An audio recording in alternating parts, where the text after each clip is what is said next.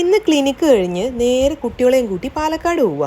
നമ്മുടെ വീട്ടിൽ സോളാർ വെക്കാൻ വേണ്ടി ഒരുപാട് ദിവസത്തെ കണ്ടിട്ടിൻ്റെ റിസർച്ചിന് ശേഷം കണ്ടുപിടിച്ചതാണ് VRC റിന്യൂവബിൾ എനർജീസ്.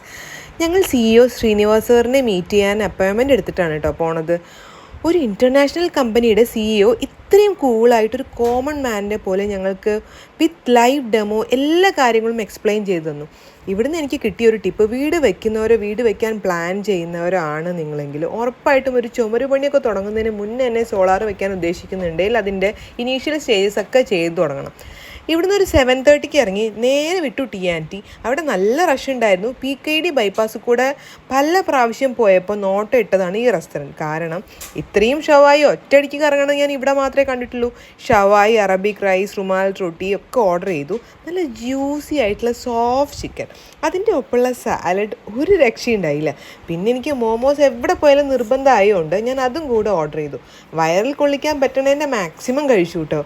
ഈ അടുത്ത് കയറിയ റെസ്റ്റോറൻറ്റിൽ എൻ്റെ കറണ്ട് ഫേവറേറ്റായി മാറി കേട്ടോ TNT. മന്തി ഫാനായ ഞാൻ ഷവായ ഫാൻ ആയോ എന്നൊരു സംശയം.